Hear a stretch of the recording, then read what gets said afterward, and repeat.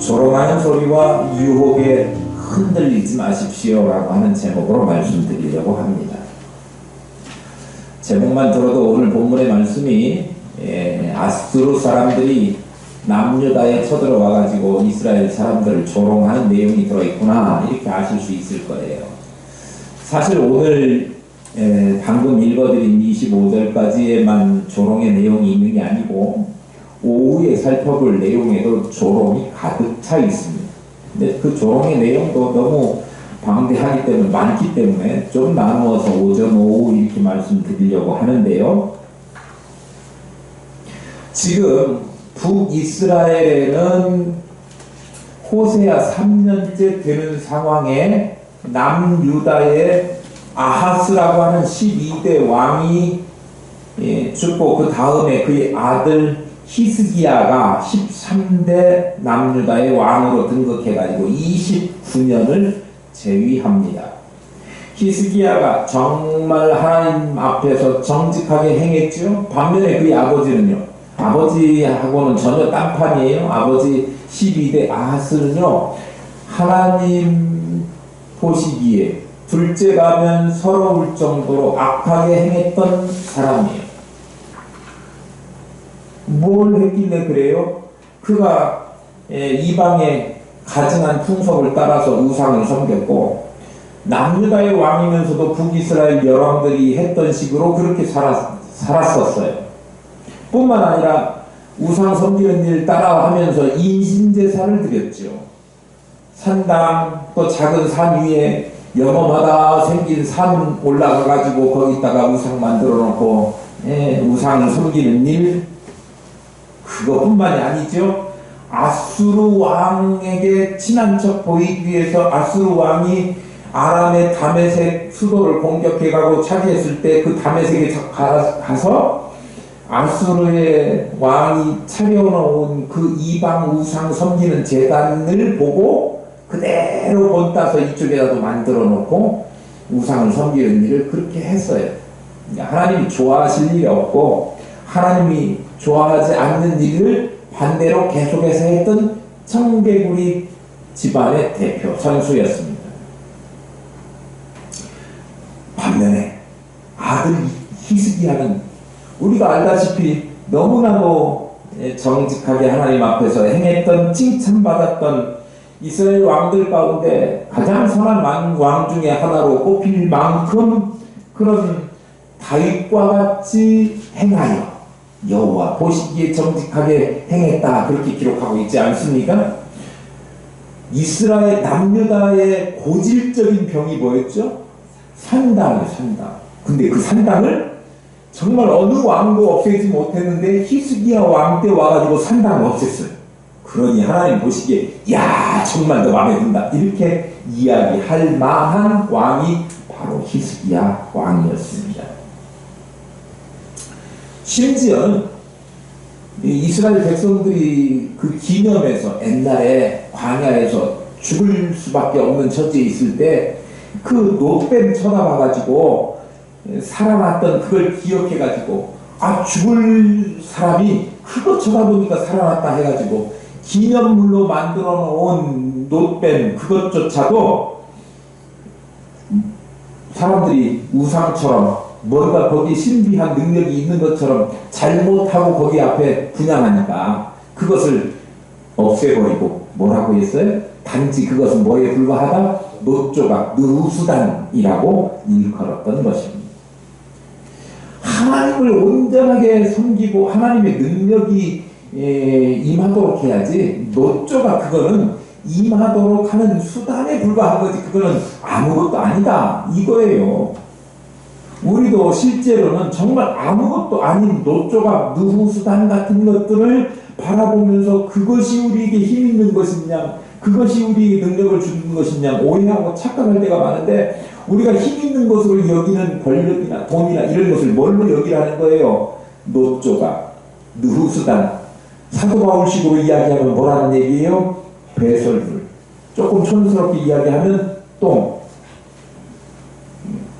오늘 본문에도 오후 시간에 대변이라고 나와요. 그렇게 여기라. 그 주장을 했던 왕이 누구예요? 히스기야 왕입니다. 그러니까 얼마나 훌륭한 왕이었어요. 그런데 그가 세월이 그도 세월이 흘러서 그가 제위 14년째가 되니까 아수르 왕 사네립이 쳐들어왔거든요. 그때. 그러면 원래 히스기야 같으면, 변하지 않았다면, 원래 같으면 아무리 누가 쳐들어와 봤던들 나는 살아계신 하나님 여호와로 인하여 절대 거기에 굴복하거나 우상을 섬길 수가 없고 오직 여호와 신앙을 지키겠다, 이렇게 해야 되는데, 나는 우상의 신들 앞에, 우상을 섬기는 사람들에게 무릎 꿇지 않는다, 이래야 되는데 오자마자 항복해버려요. 그냥. 그게 1차 침입입니다. 주전 701년쯤 된다고 제가 말씀드렸습니다. 그게 1차 침입이에요. 1차 침입 때는 히스기야가 믿음이 그 당시에는 굉장히 약해졌었던 모양이에요. 믿음을 까먹었었던. 그러니까 내가 잘못했습니다. 돈을 드리고 뭔가 다 원하는 대로 해드릴 테니 제발 봐주십시오. 이렇게 해가지고 바쳤던 것이 뭐였느냐 그러면 금 30달란트, 은 300달란트. 그게 얼마큼이라고요? 1톤, 10톤쯤 되는 어마어마한 양의 그 금 만드느라고 어떻게 했습니까? 자기가 성전을 다시 세우기 위해서 성전에다가 발라놓았던 금을 다 긁어갖고 그것마저도 다 주었던 그런 상황이에요. 그러니까 히스기야가 믿음이 약해지니까 온갖 자기의 있는 걸 다 주고서라도 자기의 목숨만, 내 자리만 보전하고 싶은 그런 생각이 그 당시에 들었다. 그렇게 다 줬으면 그 약발이 좀 오래 가야 되지 않습니까? 오늘 성경에 그 뒤에 아수르 왕이 물러가요. 돈 받고. 그래, 내가 봐줄게. 그랬는데 그 약발이 얼만큼 갔는지 성경에 정확하게 기록하고 있지 않으니까 모르지만 그 다음에 아수르 왕이 또 쳐들어옵니다. 그게 2차 침입이에요. 학자들은 보통 그 사이가 2년 어간이다 그렇게 이야기해요. 그런데 아수르가 다시 재차 침입하게 된 이유가 있어요. 뭐냐 그러면 1차 침공에 왔을 때는 믿음이 약해졌던 히스기야가 내가 돈으로 때워야지 라고 생각했던, 역대의 남유다의 이스라엘 왕들 가운데 돈으로 때웠던 왕들이 꽤 있어요. 누가 그랬죠? 3대 아사왕이 그랬습니다. 3대 아사왕이 조공 전쟁 배상금 형식으로 해가지고 북이스라엘의 바사를 견제하기 위해서 아람 왕하고 조약을 맺고 돈을 주었어요. 오늘날도 이렇게 나라 간에 서로 이렇게 상호 조약 하면 이렇게 돈이 왔다 갔다 하는 모양이더라고요. 잘은 모르지만 당시에 뿐만 아니라 제8대 요아스 왕 때도 그런 일이 있었습니다. 히스기야 왕 앞전의 왕 아하스 12대 왕 때도 거대 뇌물을 주고 위기를 벗어나려고 시도했던 것이 있어요. 근데 그때마다 우리가 살펴본 바에 의하면 그것이 잘했다고 평가합니까? 못했다고 평가합니까? 아닙니다. 하나님을 의지해야 될 이스라엘 백성들이 하나님을 의지하지 않고 인간적인 방법을 동원해서 그것을 극복해 보려고 하는 불신앙으로 성경은 이야기하고 있어요.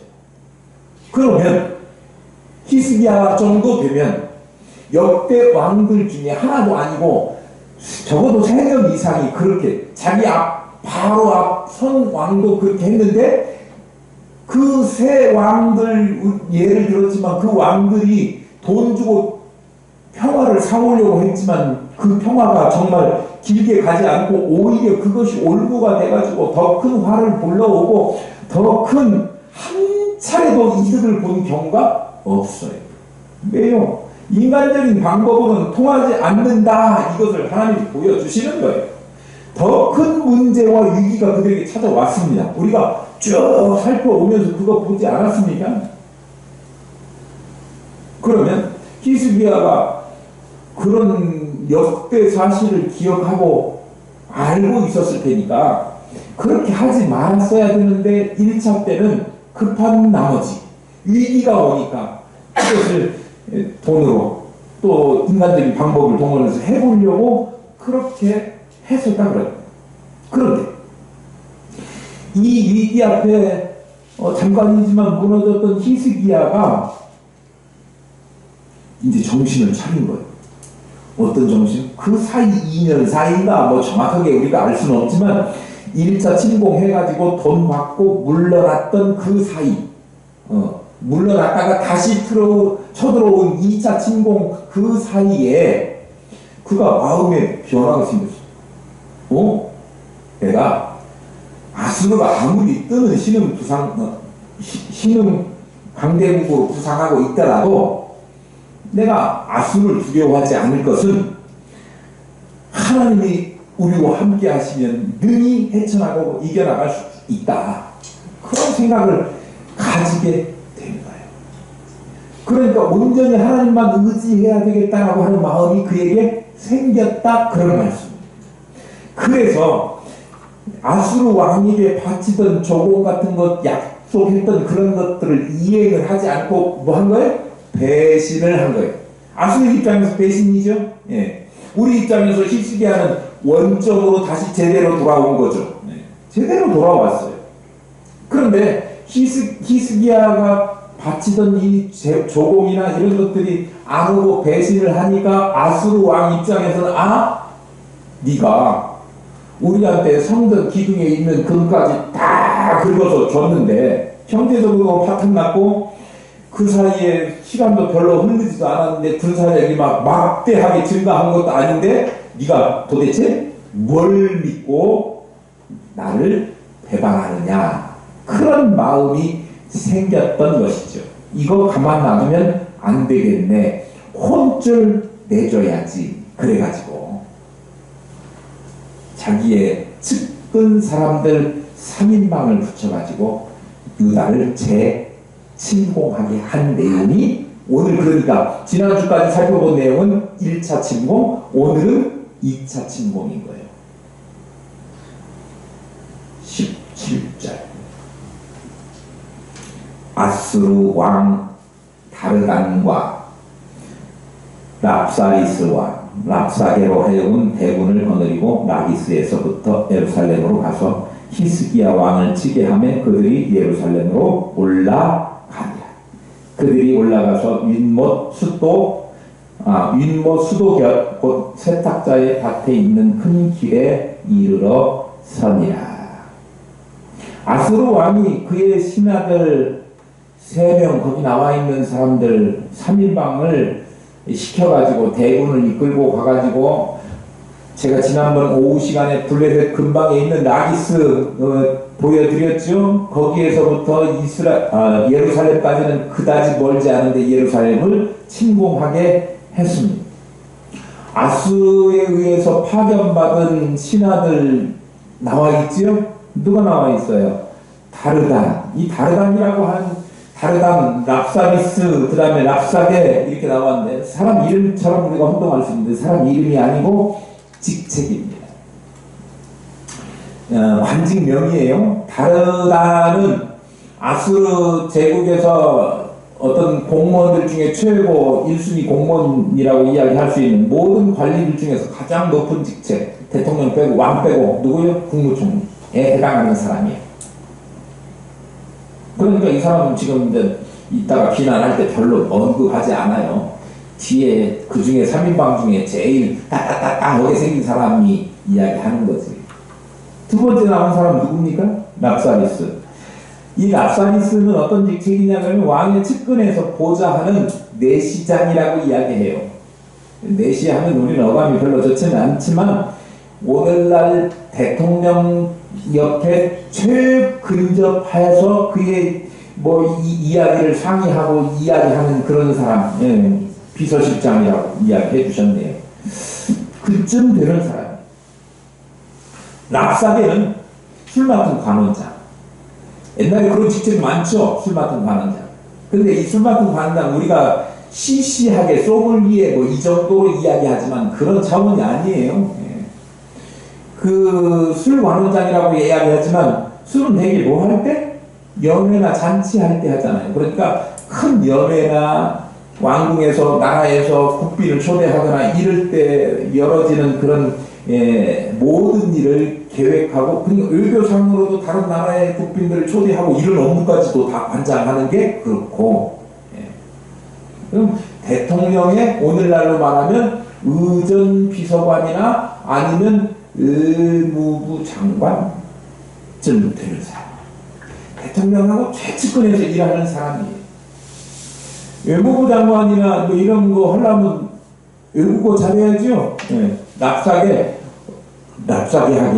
외국어를 잘해요. 히브리어도 잘하고 아람어도 유다말도 하고 아주 몇 개국어를 하는 거 3개국어를 했던 사람 최소한. 어쨌든 그런 3인방을 오늘 파송했는데, 원래의 직책 말고도 국무총리가 전쟁터에 나오면 되겠습니까만, 원래에 있던 직책 말고도 왕이 임무를 주면 다른 일에도 그렇게 중요한 일에 파견받아서 일을 할 수 하는구나, 했었구나 라고 하는 사실을 알 수 있어요. 대군을 이끌고 원정군에 참여해가지고 오늘 어디 라기스로부터 예루살렘을 침공해가지고 도시들을 장악하게 된 거죠. 어디까지 왔어요? 예루살렘에 있는 윗못 수도 옆에 있는 세탁자의 밭 큰 길까지 왔어요. 여기가 어디냐 이렇게 물어보시면 어디를 찾아보라고 말씀드리냐면 역대하 32장 30절을 찾아보라고 말씀드립니다. 거기에는 기혼의 윗샘물이라고 오늘하고 똑같은 내용을 기록하는 내용에 그렇게 언급하고 있어요. 기혼샘이라고 이야기하죠. 이스라엘 성지순례 갔을 때 제가 여기를 가본 적이 있는데, 오늘 사진을 준비해서 보여드리면 좋았을 텐데, 이 샘은요, 이스라엘이 원래 물이 귀한 나라 아닙니까? 그러니까 기온샘에서 이렇게 흘러나온 물을 전쟁이 난다든지 이런 위기 상황이 오면 물부터 끊거든요. 오늘 이 세 사람이 와서 세탁자의 밭 있는 그 물의 근원이 있는 그곳에 와서 진을 친 것은 뭐냐 그러면, 여차하면 생명줄, 생명의 물, 생수를 끊겠다 그런 이야기거든요. 그러니까 너네들 생명은 내 손아귀에 있어, 이런 의미예요. 그런데 여기가 원래 물이 있던 곳은 아니고요. 그 저쪽 위에 지대가 높은 곳에 물이 있는 곳을 여기까지 끌고 올라면 사막이기 때문에 아무리 그 길을 만들어도 이게 흐르지 않고 지대가 낮아요. 그러니까 저쪽 위에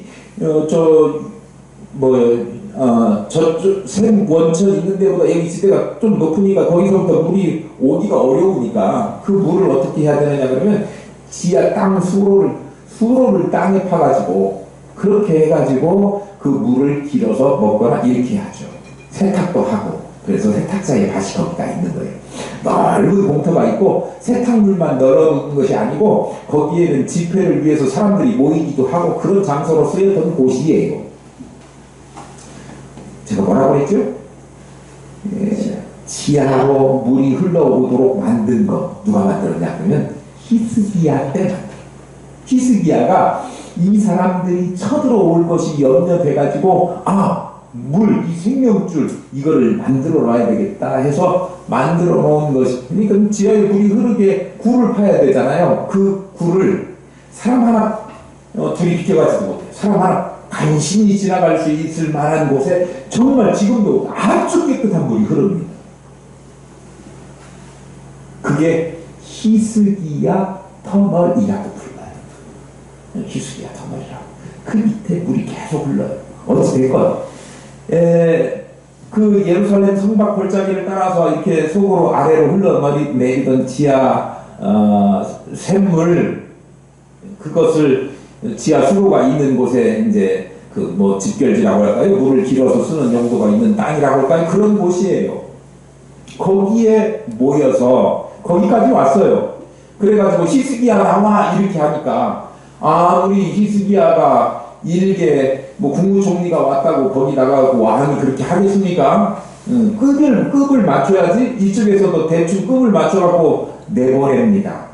18절 한번 볼게요.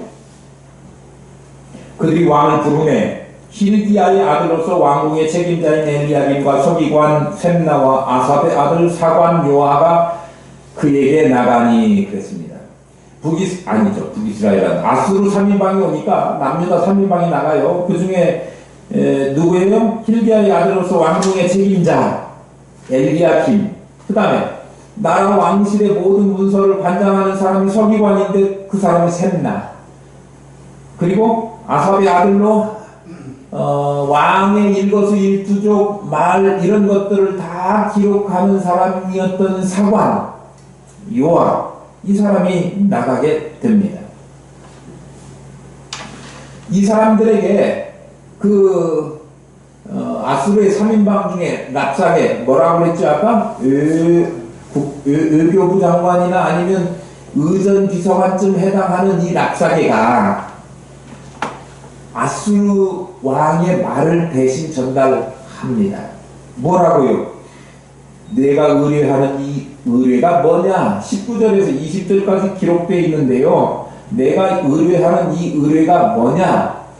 이게 조금 풀어 이야기하면 뭘 믿고 지금 거절하고 배신했느냐 그런 이야기예요. 요구하는 대로 다 들어주겠다고 해놓고 불과 시간 얼마 흐르지 않으니까 배신해? 뭘 믿고 자신만만하냐? 이렇게 이야기합니다. 20절에도 보면 싸울 만한 개교 용력이 있다고 하지만 그거 뭐라고요? 입에 붙은 말일 뿐이지 실제는 아무 힘말이 없는 이야기다. 실제로 아무것도 없으면서 입술로 허풍만 떨고 있다, 그런 이야기예요. 정말 이게 국가 대 국가 관료, 최고위 관료들이 서로 주고받을 말은, 예의 있는 말은 전혀 아니에요. 아무리 상대방 나라가 못 사는 나라 왕이라도, 아니 공무원이라도 서로 공식적인 자리에서는 이렇게 격조 없는 말, 상대방을 무시하는 말을 할 수는 없는 거예요. 그런데 지금 현재 누가요? 3인방 중에 제일 말단이었던 랍사게가 그렇게 이야기하고 있는 거예요. 허풍 떨지 마. 뭘 믿고 우리를 배반해? 21절에 보면 애굽이 도와줄 것 같냐? 애굽은 도와주는 것 같지만 실제로 자기한테 도움이 안 되거나 또 자기에게 필요 없다고 생각하면 언제라도 내칠 수 있는 게 애굽이야. 그러니 썩은 갈대지, 상한 갈대야. 애굽 붙들지 마. 22절에는 더 가관입니다. 너네 하나님 여호와를 의뢰한다고?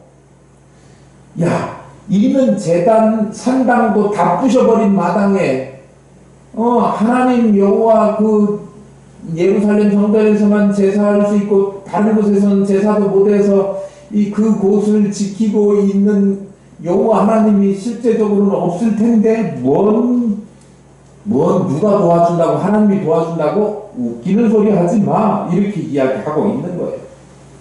자, 정리해보면 아수르가 1차로 공격해왔을 때 항복과 함께 엄청난 배상금 은 300 그리고 금 30달란트 물어주는 쪽을 택했던 히스기야가 이제 정신을 차려가지고 그걸 끊으니까 얼마 안 돼가지고 아수르가 등 돌려 하고 2차 침공을 해왔는데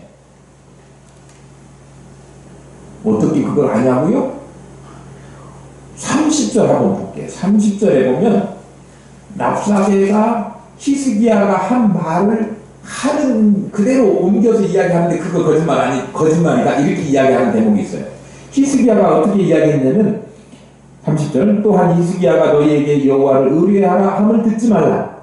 그가 이르기를 여호와께서 반드시 우리를 건지실 것이라 이 성읍이 아수르 왕의 손에 함락되지 아니하게 하실지라. 누가 한 말?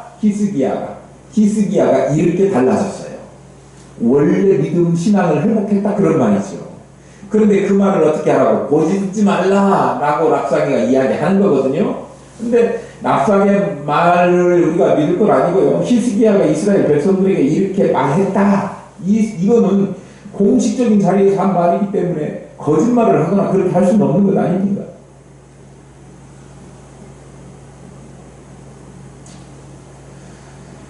19장 1절을 미리 한번 가서 보면 히스기야 왕이 듣고 그 옷을 찢어 붉은 배를 두르고 여호와의 전에 들어가서 왕궁의 책임자인 엘리야김과 서기관과 샘나 거기 말고 그냥 붉은 옷을 찢고 붉은 배를 두르고 여호와의 전에 들어가서 거기까지만 봐도 이게 어떤 대목이냐면 이 3인방 파견해서 3인방으로부터 아수르의 이야기, 아수르 신하들의 이야기를 듣고 와가지고 히스기야 왕에게 이런 상황입니다라고 고하는 것을 듣고 그 상황 판단을 한 거죠.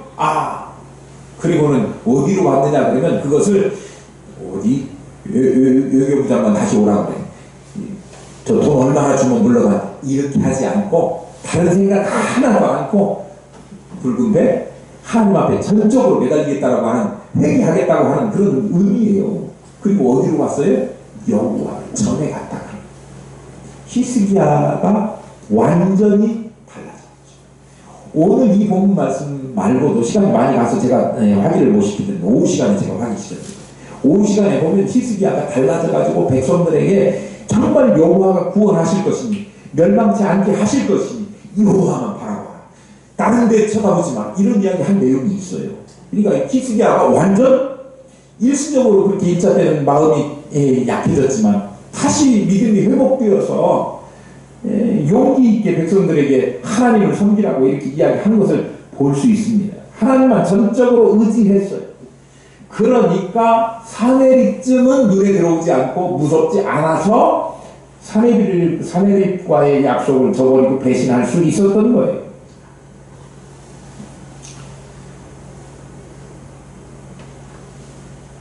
그런데 이 아수르의 왕 사내립은 히스기야가 뭘 의지하는지 그걸 알 수가 없었습니다. 아니, 히스기야가 의지하고 믿는 하나님에 대해서 몰랐습니다. 그래서 히스기야를 대놓고 지금 마음껏 조롱하고 있는 거예요. 사실 이 내용을 보면 이 하나님의 사람들을 향해서 세상 사람들이 조롱하는 그런 내용들을 우리가 대할 때가 있지 않습니까? 그런 일을 당할 때가 있지 않습니까? 하나님을 조롱하고 하나님을 섬기는 믿음의 사람들을 조롱하는 일이 있는데 성경에도 보면 그런 일들이 있어요. 옛날에 블레셋의 거인이었던 골리앗이 쳐들어가고 다윗에게 야 네가 섬기고 예배하는 그 하나님, 내가 그 하나님 모욕할 테니까 그거 기분 나쁘면 나한테 덤벼봐. 이렇게 이야기하면서 누굴 모욕했어요? 하나님 모욕하지, 다윗 모욕하지, 하나님 섬기는 다윗, 하나님의 사람도 모욕하지. 이런 일이 있었다 그런 말씀이에요. 내가 하나님이 함께하는 이스라엘의 군대 그 하나님을 내가 모욕한다 그런 말을 들으면 다윗이 분개하지 않겠습니까? 너희들이 나를 상대해서 싸워봐 막 이렇게 아주 잘 모르는 말을 골라서 골리앗이 했는데 그게요 하나님을 모독하고 하나님을 의뢰하는 다윗을 조롱하고 이렇게 하는 것처럼 오늘날도 하나님을 조롱하고 하나님을 섬기는 사람들을 조롱하는 일이 있다 그런 이야기예요. 그래서 하나님이 밥 먹여주냐라고 하는 이야기 하는 친구들도 있죠. 그러나 세상 사람들의 이러한 조롱이나 또 비난이나 이런 것들은 자기 자신이 우매하고 어리석다라고 하는 것을 드러낼 말에 불과해요. 히스기야가 의뢰하는 하나님을 몰랐던 사내립이 어떻게 됐습니까? 다윗과 하나님을 비난했던 골리앗이 어떻게 됐습니까? 작은 물맷돌에 죽었습니다. 사내립은 19장 35절 36절 말씀을 가면 우리가 확인해 볼 수 있지만 하룻밤 사이에 군사 18만 5천 명을 다 잃게 되었고 자기도 본국으로 돌아가고 자기 아들들한테 살해당해갖고 죽임을 당하게 되는, 그러니까 하나님을 의뢰하는 사람과 하나님을 비난하고 또 조롱했던 하나님을 몰랐던 그 사람들의 끝은 이런 거예요. 그러니 우리가 일시적으로 그런 비난의 말을 들으면 기죽을 수 있고 성질날 수 있고 뭐 그러기는 하지만 그런 말에 휘둘리지 말고 믿음을 잘 지키고 나가는 저와 여러분 될 수 있기를 소망합니다. 오히려 그런 말 내뱉는 사람들을 불쌍히 여겨줘야 돼요. 왜 그것도 모르는구나 이렇게. 그 그걸 깨달아야지. 하나님을 의뢰하는 것을 멈추지 않는다고 하면 조롱하는 자의 어리석음이 곧 드러나게 될 것인데, 그때 가면 우리는요 그 조롱이 잘못됐고 오히려 우리가 승리했구나, 하나님이 승리자이시고 하나님이 전능하신 하나님이시구나 라고 하는 사실을 알 수 있다 그러냐. 그러니까 조롱하는 말 여기에 휘둘리거나 넘어가지 마시고, 우리는 세상이 뭐라고 마귀가 뭐라고 속삭여도 그 말에 귀 기울이지 마시고, 오직 누구의 말만, 하나님의 말씀만, 하나님이 우리에게 요구하시는 바라는 것만 잘 지키면서 나아가는 저와 여러분 될 수 있기를 축복합니다.